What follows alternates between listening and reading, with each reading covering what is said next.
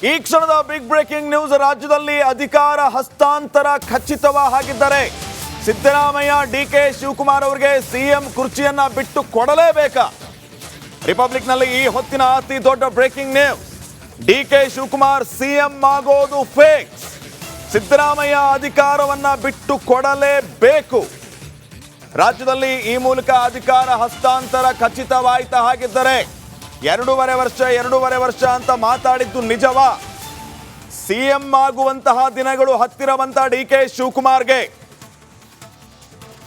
ಈಗಾಗಲೇ ನಾವು ಗಮನಿಸ್ತಾ ಇದ್ದೀವಿ, ರಾಜ್ಯದಲ್ಲಿ ಸಿಎಂ ಸಿದ್ದರಾಮಯ್ಯ ಬಣ, ಡಿಸಿಎಂ ಡಿಕೆ ಶಿವಕುಮಾರ್ ಬಣ ಯಾವ ಮಟ್ಟಿಗೆ ಇದೆ ಅನ್ನೋದನ್ನ ನೋಡ್ತಾ ಇದ್ದೀವಿ. ಈ ಮಧ್ಯೆ ಈ ಕ್ಷಣದ ಬ್ರೇಕಿಂಗ್ ನ್ಯೂಸ್. ರಾಜ್ಯದಲ್ಲಿ ಅಧಿಕಾರ ಹಸ್ತಾಂತರದ ದೊಡ್ಡ ಬ್ರೇಕಿಂಗ್. ಅಕ್ಟೋಬರ್ ನವೆಂಬರ್ನಲ್ಲಿ ಅಧಿಕಾರ ಹಸ್ತಾಂತರ ಆಗುವ ಎಲ್ಲ ಸಾಧ್ಯತೆಗಳು. ಹಾಗಿದ್ರೆ ಸಿದ್ದರಾಮಯ್ಯ ಅವರಿಗೆ ಇನ್ನ ಕೇವಲ 9 ತಿಂಗಳು ಮಾತ್ರ ಅಧಿಕಾರ. ಉನ್ನತ ಮೂಲಗಳಿಂದ ರಿಪಬ್ಲಿಕ್ ಕನ್ನಡಕ್ಕೆ ಮಹತ್ವದ ಮಾಹಿತಿ ಲಭ್ಯ ಆಗಿದೆ. ಸಿದ್ದರಾಮಯ್ಯ ಅವರು ಮುಖ್ಯಮಂತ್ರಿಯಾಗಿ ಮುಂದುವರಿಯೋದು ಕೇವಲ 9 ತಿಂಗಳು. ಅದಾದ ನಂತರ ಡಿಕೆ ಶಿವಕುಮಾರ್ ಸಿಎಂ ಆಗಿ ಅಧಿಕಾರವನ್ನ ವಹಿಸ್ತಾರೆ ಅನ್ನುವಂತಹ ಮಾಹಿತಿ ಈಗ ಲಭ್ಯ ಆಗ್ತಾ ಇರೋದು. ರಾಜ್ಯದಲ್ಲಿ ಅಧಿಕಾರ ಹಸ್ತಾಂತರದ ಬಗ್ಗೆ ಉನ್ನತ ಮೂಲಗಳಿಂದ ರಿಪಬ್ಲಿಕ್ಗೆ ಮಾಹಿತಿ ಲಭ್ಯ ಆಗಿದೆ. ಡಿಸಿಎಂ ಡಿಕೆ ಶಿವಕುಮಾರ್ಗೆ ಮುಖ್ಯಮಂತ್ರಿ ಅಧಿಕಾರ ಹಸ್ತಾಂತರ ಖಚಿತ ಎನ್ನಲಾಗುತ್ತಿದೆ. ಅಧಿಕಾರ ಹಸ್ತಾಂತರದ ಬಗ್ಗೆ ಕಳೆದ ವರ್ಷವೇ ಈಗಾಗಲೇ ವಿವರವಾದ ಯೋಜನೆಯನ್ನು ಹೈಕಮಾಂಡ್ ಸಿದ್ಧಪಡಿಸಿದೆ. ಈ ವರ್ಷ ಅಕ್ಟೋಬರ್ ಅಲ್ಲಿ ಸಿಎಂ ಅಧಿಕಾರ ಹಸ್ತಾಂತರ ಮಾಡಬೇಕು ಅಂತ ಸಿದ್ದರಾಮಯ್ಯ ಅವರಿಗೆ ಸೂಚಿಸಿದೆ ಅನ್ನುವಂತಹ ವಿಚಾರಗಳು ಈಗ ಗೊತ್ತಾಗ್ತಾ ಇದೆ. 50-50 ಅನುಪಾತದ ಫಾರ್ಮುಲಾ ಪಾಲಿಸೋದಕ್ಕೆ ಸಿದ್ದರಾಮಯ್ಯ ಅವರಿಗೆ ಸೂಚಿಸಲಾಗಿದೆ ಅಂತಲೂ ಕೂಡ ಗೊತ್ತಾಗಿದೆ.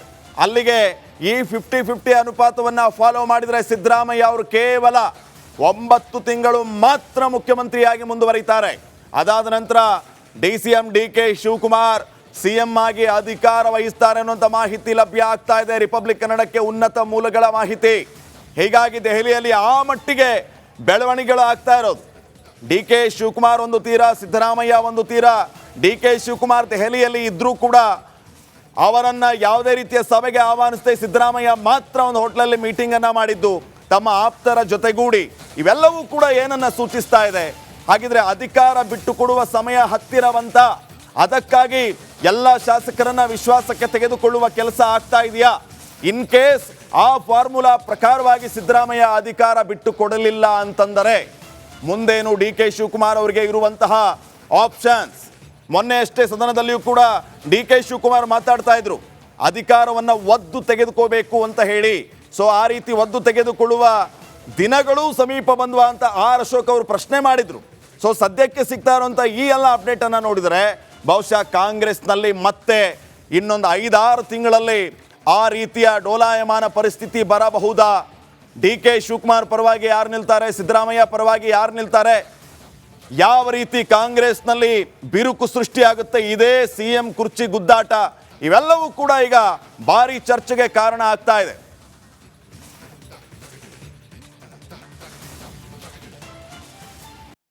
ಸಿಎಂ ಸಿದ್ದರಾಮಯ್ಯ ಅವರು ಈಗಾಗಲೇ ತಾವೇ ಹೇಳ್ತಿದ್ದಾರೆ ಹೋದಲ್ಲಿ ಬಂದಲ್ಲಿ. ಈಗಷ್ಟೇ HC ಮಹದೇವಪ್ಪ ಅವರು ಕೂಡ ಹೇಳಿದ್ದನ್ನ ಗಮನಿಸಿದ್ವಿ. 5 ವರ್ಷ ಮುಖ್ಯಮಂತ್ರಿ ಸಿದ್ದರಾಮಯ್ಯ ಅವರೇ ಸುಭದ್ರವಾಗಿರ್ತಾರೆ, ನಮ್ಮ ಸರ್ಕಾರವು ಸುಭದ್ರವಾಗಿದೆ, ಯಾವುದೇ ಕಾರಣಕ್ಕೂ ಯಾವ ರೀತಿಯಲ್ಲಿಯೂ ಕೂಡ ಚರ್ಚೆ ಮಾಡೋದು ಬೇಡ, ಸರ್ಕಾರ ಅಲ್ಲಾಡ್ತಾ ಇದೆ, ಕುರ್ಚಿ ಅಲ್ಲಾಡ್ತಾ ಇದೆ, ಈ ರೀತಿಯ ಚರ್ಚೆಯೇ ಬೇಡ ಅಂತ ಸಚಿವ HC ಮಹದೇವಪ್ಪ ಅವರು ಹೇಳಿದ್ದಿದೆ. ಇನ್ನು ಡಿಕೆ ಶಿವಕುಮಾರ್ ಅವರು ಹೋದಲ್ಲಿ ಬಂದಲ್ಲಿ ಮುಂದಿನ ಮುಖ್ಯಮಂತ್ರಿ ಡಿಕೆ ಶಿವಕುಮಾರ್ ಅಂತ ಘೋಷಣೆಗಳನ್ನು ಕೂಗ್ತಾ ಇರುವಾಗ ಡಿಕೆ ಶಿವಕುಮಾರ್ ನನಗೆ ಈ ರೀತಿಯ ಘೋಷಣೆ ಬೇಡ, ಬೆಂಬಲ ಬೇಡ, ಸ್ವಾಮೀಜಿಗಳು ಭವಿಷ್ಯ ನುಡಿಯೋದು ಬೇಡ ಅಂತ ಎಲ್ಲವನ್ನೂ ಕೂಡ ಹೇಳ್ತಾ ಇದ್ದಾರೆ. ಆದರೆ ಮುಖ್ಯವಾದ ವಿಚಾರ, ರಿಪಬ್ಲಿಕ್ ನೆಟ್ವರ್ಕ್ಗೆ ಉನ್ನತ ಮೂಲಗಳಿಂದ ಸಿಕ್ಕಿರುವಂತಹ ಮಾಹಿತಿ, ಸಿದ್ದರಾಮಯ್ಯ ಅವರು ಕೇವಲ 9 ತಿಂಗಳು ಮಾತ್ರ ಮುಖ್ಯಮಂತ್ರಿಯಾಗಿ ಮುಂದುವರಿಯುತ್ತಾರೆ.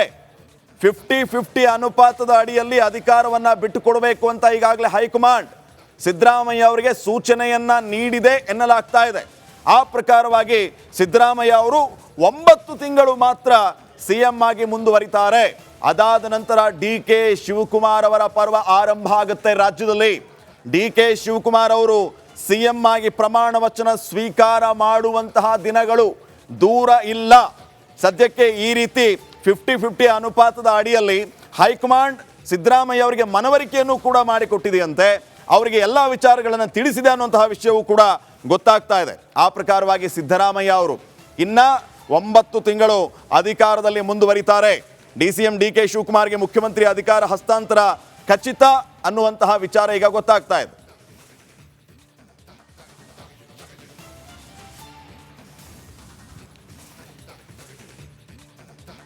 ಎಲ್ಲ ವಿಚಾರಗಳಿಗೆ ಸಂಬಂಧಪಟ್ಟಂತೆ ಇನ್ನಷ್ಟು ಮಾಹಿತಿಯನ್ನ ನೀಡೋದಕ್ಕೆ ನನ್ನ ಕೊಲೀಗ್ಸ್ ಈಗ ನೇರ ಸಂಪರ್ಕದಲ್ಲಿ ಜಾಯ್ನ್ ಆಗ್ತಾ ಇದ್ದಾರೆ, ವಿಜಯ್ ಮತ್ತು ಸ್ಮಿತಾ ರಂಗನಾಥ್.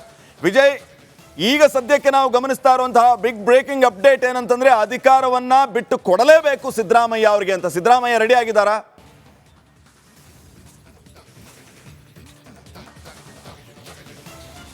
ಶ್ರೀಪಾದ್, ಮುಂಚಿನಿಂದಲೂ ಕೂಡ ಇದೇ ವಿಚಾರ ಪ್ರಸ್ತಾಪ ಆಗ್ತಾ ಇರುವಂಥದ್ದು. 2.5 ವರ್ಷ ಬಳಿಕ ಮುಖ್ಯಮಂತ್ರಿ ಸಿದ್ದರಾಮಯ್ಯ ಅವರು DK ಶಿವಕುಮಾರ್ಗೆ ಅಧಿಕಾರ ಹಸ್ತಾಂತರ ಮಾಡೋ ಸಂಬಂಧಪಟ್ಟಂತೆ ಹೈಕಮಾಂಡ್ ಒಪ್ಪಂದ ಆಗಿದೆ ಅನ್ನುವಂಥದ್ದು ಕಾಂಗ್ರೆಸ್ ಪಳದಲ್ಲಿ ಸಾಕಷ್ಟು ಚರ್ಚೆ ವಿಚಾರ ಆಗಿರುವಂಥದ್ದು. ಅದಕ್ಕೆ ಪೂರಕವಾಗಿ DK ಶಿವಕುಮಾರ್ ಕಳೆದ ಒಂದು ತಿಂಗಳ ಹಿಂದೆ ಅಧಿಕಾರ ಹಸ್ತಾಂತರ ಅಧಿಕಾರ ಸಂಬಂಧಪಟ್ಟ ಒಪ್ಪಂದ ಆಗಿದೆ ಅಂತ ಹೇಳಿಕೆ ಕೊಟ್ಟಿದ್ರು.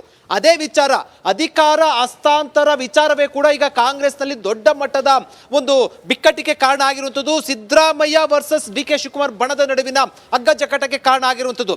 ಅಂದ್ರೆ ಇದು ಒಂದು ರೀತಿಯಲ್ಲಿ ಯಾರು ಕೂಡ ಅಧಿಕೃತವಾಗಿ ಹೇಳಿಲ್ಲ ಅಂತಂದ್ರೂ ಕೂಡ ಅಧಿಕಾರ ಹಸ್ತಾಂತರ ಸಂಬಂಧಪಟ್ಟಂತೆ 2.5 ವರ್ಷಗಳ ನಂತರ ಮುಖ್ಯಮಂತ್ರಿ ಸಿದ್ದರಾಮಯ್ಯ ಮತ್ತು DK ಶಿವಕುಮಾರ್ ನಡುವಿನ ಹೈಕಮಾಂಡ್ ಮಟ್ಟದಲ್ಲಿ ಒಪ್ಪಂದ ಆಗಿದೆ ಅನ್ನುವಂಥದ್ದು ಕೂಡ ಕಾಂಗ್ರೆಸ್ ಪಕ್ಷ ಚರ್ಚೆ ಆಗ್ತಾ ಇರುವಂಥದ್ದು. ಮತ್ತು ಜೊತೆಗೆ ಈ ಬಿಕ್ಕಟ್ಟು ದಿನೇ ದಿನೇ ಜಾಸ್ತಿ ಆಗ್ತಾ ಇರುವಂತಹ ಹಿನ್ನೆಲೆಯಲ್ಲಿ ಸುರ್ಜೇವಾಲಾ ಅವರು ರಾಜ್ಯಕ್ಕೆ ಆಗಮಿಸಿ ಯಾರು ಕೂಡ ಮುಖ್ಯಮಂತ್ರಿ ಬದಲಾವಣೆ ಸಂಬಂಧಪಟ್ಟಂತೆ ಹೇಳಿಕೆ ಕೊಡಬಾರ್ದು ಅನ್ನುವಂಥದ್ದು ಒಂದು ಸಮಾಧಾನ ಮಾಡುವಂತೆ ಎತ್ತಾಗಿರುತ್ತದೆ. ಪ್ರಶ್ನೆ ಬಂದಿರುವಂಥದ್ದು ಅಧಿಕಾರ ಹಸ್ತಾಂತರ ಒಪ್ಪಂದ ಆಗಿರುವುದಕ್ಕಿಂತ ಹೆಚ್ಚಾಗಿ ಬಹಳ ಪ್ರಮುಖವಾಗಿ ಅಧಿಕಾರ ಹಸ್ತಾಂತರ ಮಾಡ್ತಾರ ಸಿದ್ದರಾಮಯ್ಯ ಅವರು? ಸಿದ್ದರಾಮಯ್ಯ ಬಣದಿಂದ ಆ ಪ್ರಯತ್ನಕ್ಕೆ ಅವ್ರು ಏನಾದರೂ ಕೂಡ ಸಾಥ್ ಕೊಡ್ತಾರ? ನಿಜವಾಗ್ಲೂ ಕೂಡ ಅದು ಸಾಕಷ್ಟು ಕಷ್ಟ ಸಾಧ್ಯ ಆಗಿರುವಂಥದ್ದು. ಯಾಕೆ ಅಂತಂದ್ರೆ ಸಿದ್ದರಾಮಯ್ಯ ಬಣದವ್ರು ಈಗಾಗಲೇ ಕೂಡ ರೊಚ್ಚಿಗೆದ್ದಿರುವಂಥದ್ದು ಮತ್ತು ಅಧಿಕಾರ ಹಸ್ತಾಂತರಕ್ಕಿಂತ ಮುಂಚೆ ಫೈನ್ ವಿಜಯ್, ಮತ್ತೆ ನಿಮ್ಮನ್ನ ಸಂಪರ್ಕ ಮಾಡ್ತೀವಿ. ಸ್ಮಿತಾ, ಗಮನಿಸ್ತಾ ಇದ್ವಿ ಈಗ ಈ ರೀತಿಯ ಬೆಳವಣಿಗೆ ರಾಜ್ಯದಲ್ಲಿ ಆಗ್ತಾ ಇದೆ. ಇದೇ ವಿಚಾರವನ್ನ ಇಟ್ಕೊಂಡು ದೆಹಲಿಯಲ್ಲಿಯೂ ಕೂಡ ಸಿಕ್ಕಾಪಟ್ಟೆ ಬೆಳವಣಿಗೆ ಆಗ್ತಾ ಇದೆ ಅನ್ನುವಂಥದ್ದನ್ನು ನಾವು ಗಮನಿಸ್ತಾ ಇದ್ವಿ. ಸೊ ಇವೆಲ್ಲವನ್ನೂ ಕೂಡ ನೋಡಿದರೆ ಈ ಹಿಂದೆ ಒಂದು 2-3 ದಿನಗಳ ಹಿಂದೆ ಅಷ್ಟೇ DK ಶಿವಕುಮಾರ್ ಒಂದು ಮಾತನ್ನ ಹೇಳಿದ್ರು, ನಮ್ಮ ಕರ್ಮ ನಮ್ಮದ್ದು, ಫಲಾಫಲ ಭಗವಂತನಿಗೆ ಬಿಡೋದು ಅಂತ ಹೇಳಿ. ಆ ಫಲ ಹತ್ತಿರವಾಗ್ತಾ ಇದೆಯಾ? DK ಶಿವಕುಮಾರ್ ತಾಳ್ಮೆ ಫಲ ನೀಡ್ತಾ ಇದೆಯಾ, ಹೇಗೆ? ಶ್ರೀಪಾದ್, ಇಲ್ಲಿ ಪ್ರಮುಖವಾಗಿ ನಾವು ಒಂದು 3 ಅಂಶಗಳ ಕಡೆ ಗಮನ ಕೊಡಬೇಕು. ಒಂದು, ಈಗ ಕಳೆದ ಕೆಲ ದಿನಗಳಿಂದ ರಾಜ್ಯದಲ್ಲಿ ಆಗ್ತಾ ಇರುವ ರಾಜಕೀಯ ಬೆಳವಣಿಗೆಗಳು, ಈ ಕುರ್ಚಿ ಕಲಹ ಅನ್ನೋದು ಯಾವ ಹಂತಕ್ಕೆ ಹೋಗಿದೆ ಅಂತಂದರೆ ಹೈಕಮಾಂಡ್ ನಾಯಕರಿಗೆ ಹೇಗಾದರೂ ಮಾಡಿ ಶತಾಯ ಗತಾಯ ತಕ್ಷಣ ಕಿದುಕೊಂಡು ಫುಲ್ ಸ್ಟಾಪ್ ಹಾಕೋದು ಅನಿವಾರ್ಯ. ಹೀಗಾಗಿ ಏನಾದರೂ ಅಕ್ಟೋಬರ್ ನವೆಂಬರ್ ಹೊತ್ತಿಗೆ ಪವರ್ ಶೇರಿಂಗ್ ಅನ್ನೋ ಸದ್ಯಕ್ಕೆ ತಾತ್ಕಾಲಿಕ ಮುಲಾಮನ್ನು ಹಚ್ಚೋ ಪ್ರಯತ್ನವಾಗಿ ಅನೌನ್ಸ್ಮೆಂಟ್ ಅಂದರೆ ಅನ್ಅಫಿಷಿಯಲ್ ಅನೌನ್ಸ್ಮೆಂಟ್ ಆಗ್ತಾ ಇದೆಯಾ? ಮೊದಲ ಅನುಮಾನ. ಎರಡನೆಯದು, ಈ 50-50 ಫಾರ್ಮುಲಾದಲ್ಲಿ ಅಧಿಕಾರ ಹಂಚಿಕೆ ಅನ್ನೋದು ಇದೇನು ಹೊಸ ಸುದ್ದಿ ಅಲ್ಲ. ನಾವು ಕಾಂಗ್ರೆಸ್ ಸರ್ಕಾರ ಅಧಿಕಾರಕ್ಕೆ ಬಂದ ಕ್ಷಣದಿಂದಲೂ ಕೂಡ ಕನ್ನಡದ ಬಹುತೇಕ ಮಾಧ್ಯಮ, ಅದರಲ್ಲೂ ರಿಪಬ್ಲಿಕ್ ಕನ್ನಡ, ಈ ಬಗ್ಗೆ ಸುದ್ದಿ ಪ್ರಸಾರ ಮಾಡ್ತಿದೆ. ಆದರೆ ನಿರಂತರವಾಗಿ ಕಾಂಗ್ರೆಸ್ನ ನಾಯಕರು, ಸಚಿವರು, ಪ್ರಮುಖವಾಗಿ ಮುಖ್ಯಮಂತ್ರಿ ಹಾಗೆ ಉಪಮುಖ್ಯಮಂತ್ರಿಗಳು ಯಾವುದೇ ರೀತಿಯ ಅಧಿಕಾರ ಹಂಚಿಕೆಯ ಸೂತ್ರ ಇಲ್ಲ ಅನ್ನೋದನ್ನು ಡಿನೇ ಮಾಡ್ತಾ ಬರ್ತಿದ್ರು. ಅಧಿಕಾರ ಹಂಚಿಕೆಯ ಸೂತ್ರ ಇಲ್ಲದೆ ಹೋದರೆ DK ಶಿವಕುಮಾರ್ ಅವರು KPCC ಅಧ್ಯಕ್ಷರಾಗಿ ಪಕ್ಷವನ್ನು ಸುಭದ್ರ ಬಹುಮತದ ಸರ್ಕಾರ ರಚನೆ ಹಂತಕ್ಕೆ ತರೋದಕ್ಕೆ ಪಟ್ಟ ಶ್ರಮಕ್ಕೆ ಪ್ರತಿಫಲ ಏನು? ಈ ಪ್ರಶ್ನೆ ಇದ್ದೇ ಇದೆ. ಹೀಗಾಗಿ ಅನಿವಾರ್ಯ ಕೂಡ DK ಶಿವಕುಮಾರ್ ಅವರಿಗೆ ಅಧಿಕಾರವನ್ನು ಹಸ್ತಾಂತರ ಮಾಡೋದು.